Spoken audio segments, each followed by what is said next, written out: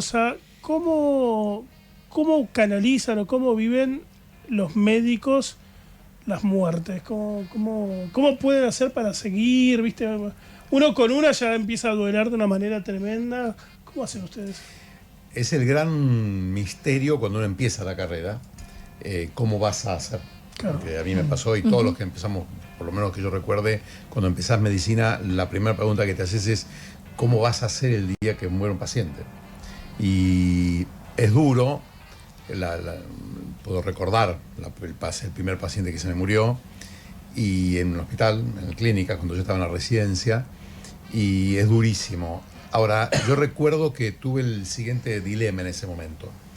O pones un muro que te separa de la situación, que muchas veces la profesión, el solo hecho de la profesión te ayuda a hacerlo, porque la ciencia, el intelectualizar todo, el trabajo vertiginoso, te pueden...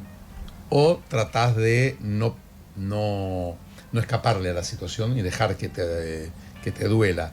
Yo recuerdo perfectamente, como si fuera hoy, que dije no. Yo voy a dejar que esto me moleste, me duela, me cuestione, porque me parece que me va a ayudar para el resto de mi vida profesional. Y así fue. Y una vez recuerdo el caso inverso. Un paciente que no quería hacer un tratamiento, un hombre grande tenía un cáncer y que no quería hacer el tratamiento. Y entonces dice, no, doctor, deje que me muera. Y yo le digo, para convencerlo, le digo, mire, no es tan fácil esto. Y a mí no me gustaría que usted se quede solo con esa decisión. ¿Por qué no deja que tratemos? Porque mire que el ser humano es duro, ¿no? Y capaz que le quedan muchos años por delante. Vale la pena la lucha. Como si fuera hoy un cáncer de colon con metástasis. Y al día siguiente había cambiado completamente, estaba decidido ir para adelante y bueno, y fue un tratamiento exitoso, recuerdo además, un hombre de mediana edad, más bien grande. Así que, y yo lo atribuí siempre a esa humanidad que había aprendido al no poner un muro. Yo creo que los médicos no tenemos que poner un muro. Tenemos que hacer, por supuesto, la concentración de nuestro trabajo, ¿no? Además, uno trabaja para la vida. Claro. No se ve como materia este tema, ¿no? Justamente de cómo duelan. No, hay ahora, gracias a una especialidad extraordinaria que es cuidados paliativos. Cuidados paliativos es una especialidad médica fabulosa. La gente que lo hace son héroes, ¿no? Que se dedican justamente porque hay veces que no hay nada más que hacer. Y entonces hay que ayudar al paciente con el dolor, con las necesidades vitales, a alimentarse, con la familia. Y eso hoy en día está haciendo un gran trabajo de mentalizar respecto a ese momento de la vida que es tan duro, ahora que es inevitable, que va a pasar a todos. Claro. Y lo importante decía también, ¿no? Yo conozco una enfermera que trabajó mucho tiempo en cuidados paliativos, vio morir un montón de gente y me comentaba eso, ¿no? De comunicarse con la otra persona, de la forma que sea, no dejar de hablarles y que incluso si su familia los visitaba, se comuniquen, aunque no los escuchara, ¿sí? Porque siempre escuchan, la otra persona quizás está. Cuando se estudia este caso, un paciente que está en sus últimos momentos, digamos, que le tomen la mano, cambia los parámetros, mejora los parámetros respiratorios, cardíacos. La medicina es desde tiempo inmemorial una relación de necesidad y de ayuda. Y es la esencia de la vocación médica, es la ayuda, que se complementa con las competencias profesionales. O sea, uno quiere ayudar y además en un aspecto sabe cómo ayudar. Esto ocurre también con un psicólogo, con un psiquiatra, con el enfermero, ni hablar, son los que más, porque suelen ser los que están más ahí, ¿no? Al pie del cañón. Por supuesto que en el caso que mencionaba, cuando es un chiquito, ahí es muy, muy complejo.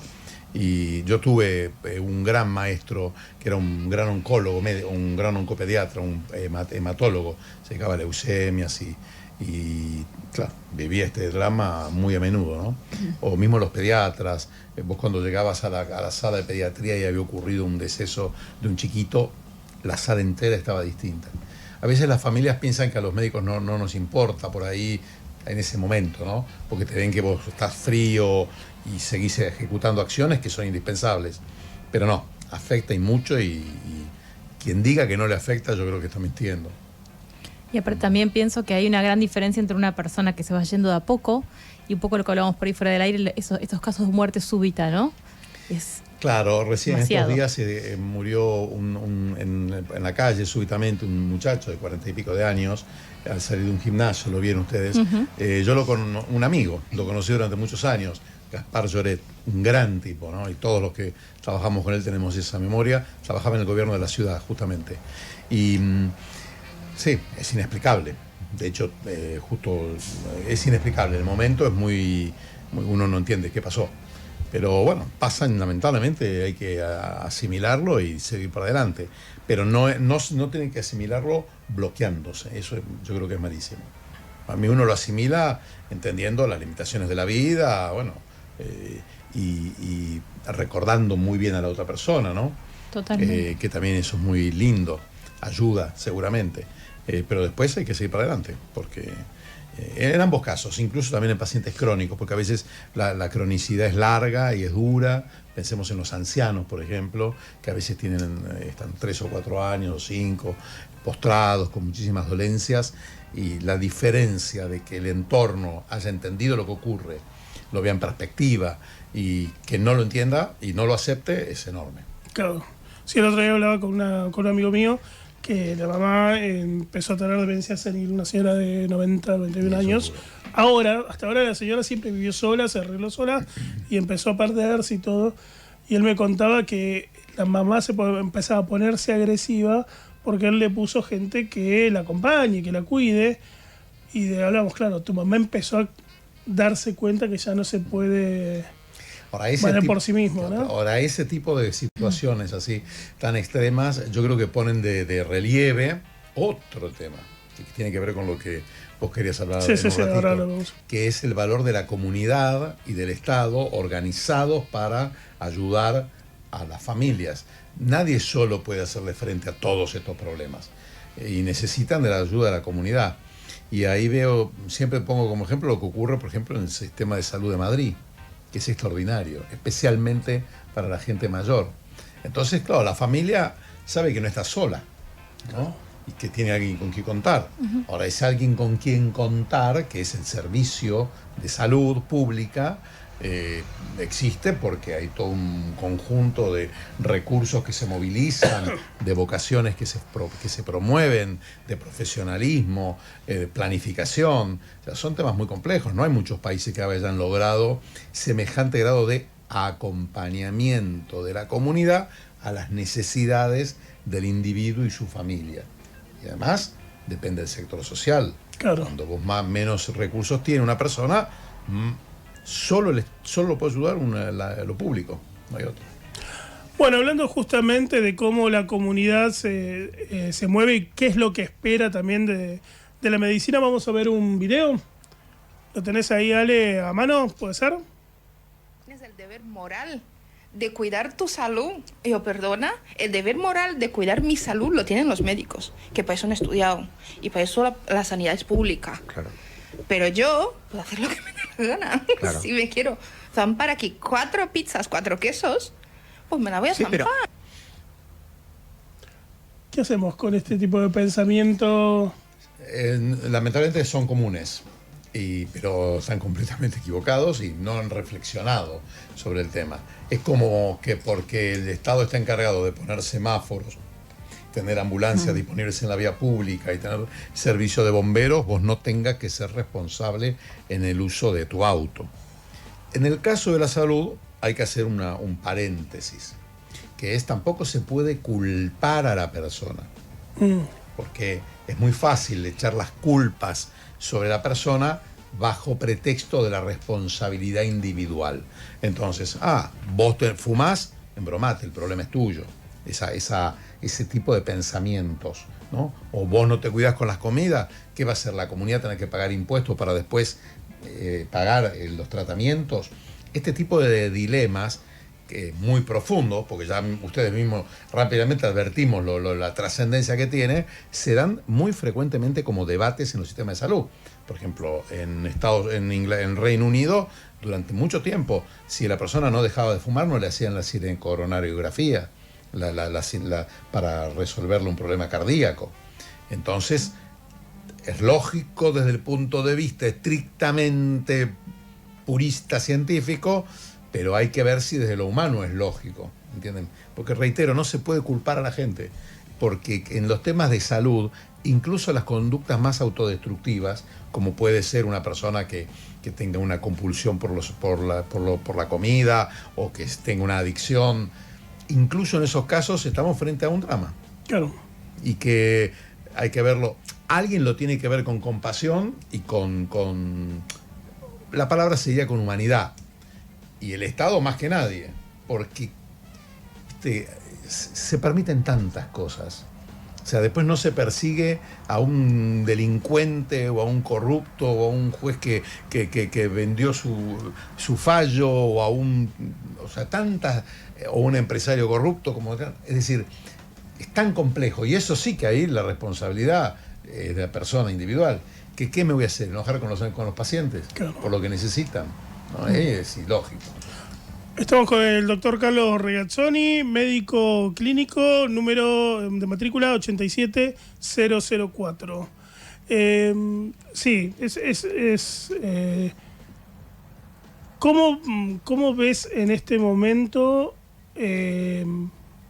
la posición del gobierno justamente con el espacio público y la sanidad? Claro. Y bueno, ahí es un dilema, ¿no? Porque yo creo que el presidente hizo un diagnóstico diciendo, miren, hasta ahora la política le demostró a los argentinos que no está en condiciones de sostener los bienes públicos, la política. Sí. Entonces, ¿qué quieren? ¿Que sigamos con esa misma receta? Yo creo que esa es la síntesis del diagnóstico. Es un diagnóstico irrefutable, porque si yo te digo que en el PAMI había una organización criminal que le costaba el 15 al 20% de los recursos que se le sacan a los pacientes, claro, y eso se reproduce en las obras sociales provinciales, en obras sociales sindicales, en prepagas, o sea, digamos, es muy difícil el tema de la corrupción y demás. Ahora, lo que sí ocurre es que para mí es una etapa. Es decir, no se puede vivir siempre con una sociedad disoluta y que rompe con todo, donde la política se encarniza con los recursos públicos. O sea, la sociedad no va a poder durar mucho tiempo donde una legislatura provincial gasta lo mismo que el Hospital Garrahan, que es lo que pasa hoy en día. Y algunas gastan el doble. Porque eso es una injusticia distributiva que en algún momento la sociedad explota y corrige eso porque es inadmisible. Ahora, por el otro lado, el gran desafío es construir la capacidad pública transparente, justa, que lleve bienestar a la gente que lo necesita. Porque la cantidad de gente que no tiene acceso a la salud es inmensa. Es inmensa, cada vez más. Cada vez más. O sea, en nuestro país probablemente la mitad de la gente no tenga acceso a la salud. No tener acceso a la salud significa 2 puntos. No tener un turno en tiempo y forma para el especialista, no tener un tiempo y forma para el estudio complementario, no acceder en tiempo y forma al tratamiento. O sea, si vos demorás en promedio 6 meses hasta que te autoricen el medicamento oncológico, eso se paga con pérdida de la efectividad del tratamiento. Y la pérdida de la efectividad del tratamiento es mayor mortalidad. Y eso ocurre. No es que no ocurre, no estoy hablando de algo de ciencia ficción. Ocurre y es en una buena parte de las generales de la ley. O sea, eso explica que en nuestro país tengamos una mortalidad por todas las causas en aumento y que supera hoy en día a la de por lo menos 10 países de América Latina. Desde que empezó el gobierno se nota un aumento, la estadística da mayor cantidad de mortalidad que lo que era antes. Digamos, el gobierno enfrenta una decadencia de 30 años. Sí. Si no ponemos esto en contexto, claro, vamos a volver a meter Capuleto, y yo en esa no quiero caer. No. Porque el diagnóstico que se hizo del inicio del ciclo, llamémoslo, para mí es correcto. O sea, nadie puede refutar. No se puede negar que los que se llenan la boca diciendo que trabajan para crear bienes públicos, en el medio le mordían el 50, el 30, el 40% de los bienes públicos. Y si quieren podemos dar ejemplos, algunos están a la vista. O sea, es lógico que una organización como la Defensoría del Pueblo gaste 10 veces lo que gasta el Instituto Balseiro. No es lógico, ¿entienden? O sea, llegamos a un punto de ilogicidad. Entonces, ese punto de ilogicidad, vos tenés 2 opciones. O lo reconoces, o pasás a ser un necio y te empiezas a pegar la cabeza contra la pared. Entonces, lo que yo digo es, la Argentina llevaba 30 años de una decadencia indudable, 30 o 40, de una decadencia indudable en su servicio de salud pública. Cada vez peor. Con espasmos de mejoría. Siempre digo, cuando en un momento se inició la vacunación de hepatitis A en la Argentina, obviamente se colapsó la cantidad de trasplantes de hígado en los chicos. Una buena medida, sí. Ahora, ¿por qué había que vacunar a los chicos para la hepatitis A? Porque las casas no tienen cloacas. Y el 60% del conurbano, el agua que toman los chicos está contaminada con la cloaca del vecino. ¿Entiendes? Y eso es la causa principal de la hepatitis A. Entonces, visto en contexto, es dificilísimo que nuestro país logre niveles de salud de excelencia, incluso pública, si no se desarrolla económicamente. Porque ningún país lo ha hecho. O sea, que acá me parece que la prueba histórica está. Dicho eso, el diagnóstico, que finalmente es como una consecuencia de lo que está ocurriendo, es duro. Porque lo tenemos con la sífilis, con la tuberculosis, con el sarampión, con la rubiola, es decir, con la tos convulsa, con la mortalidad por infarto, la mortalidad por cáncer, con la cantidad de hipertensos que reciben tratamiento. Ahora, si no se lo ve en contexto y se utiliza esto para enojar, para la clásica... Miren, el presidente Milei una vez dijo algo que para mí hay que tenerlo en la cabeza. No puede ser que en la Argentina el chiste es cuanto más mal, peor. Claro. No es justo eso. Bueno, ahora tiene su responsabilidad. Al final, en unos meses más, se hará un balance y se verá. Hay temas que están mejorando. Aparentemente, la tasa de vacunación de los chicos mejoró en este tiempo. Enhorabuena. Yo estuve viendo que se han hecho inversiones nuevas en hospitales como el Garrahan, que eso está... El Fernández está por abrir todo un pabellón nuevo, ¿no? Que aparentemente hay toda una... Ahora, me da la impresión de que todo el sistema político argentino va a tener que empezar a replantearse algunas cosas, porque no es lógico que 11 legislaturas provinciales de nuestro país sean más caras que la legislatura de la Comunidad de Madrid, que tiene 7 millones de habitantes y que es uno de los ingresos per cápita más altos del mundo. No es lógico. Claro. En un país donde las provincias del NOA y del NEA hace 50 años que tienen niveles casi como un país africano en lo que es mortalidad infantil y mortalidad materna. No, es ilógico, ¿entiendes? Porque vos no vas a poder resolver las cuestiones de salud si no dispones de recursos para resolver las cuestiones de salud. Y disponer de recursos para resolver las cuestiones de salud tiene una doble vertiente. Crecer económicamente para que haya más recursos, pero también ver las prioridades, la forma en que los redistribuís, ¿no? Hay muchos ejemplos, ¿no? Hablamos alguna vez del tema de la nutrición infantil. Yo creo que un plan nutricional es indispensable para nuestro país porque los chicos no comen saludablemente. Claro. Y eso tiene dos impactos que son indudables: la estatura y los dientes, y el estado odontológico. Eso viene ocurriendo hace muchos años. Y convive con todo un sistema que por ahí hoy y esta hora no es el momento de hablarlo, pero que tiene que ver con esta dificultad para entender las prioridades. Siempre digo, cuando me dicen del Garrahan, nuestro país necesita 5 Garrahan. Claro. Porque es ilógico que una persona que vive en Formosa tenga que viajar hasta Buenos Aires para estar 6 meses atendiendo a su chico. ¿Ocurre esto o no ocurre? Sí. Y bueno, entonces estamos diciendo la verdad. Nadie se tiene que enojar, esto hay que agarrar, analizarlo fríamente y ver cómo se mueve. Pero en ese caso los Garrahan, digamos, locales, yo no sé bien cómo es el sistema de salud. ¿Tendría que ser una inversión del gobierno nacional o eso corresponde a cada gobernación provincial? ¿Cómo es?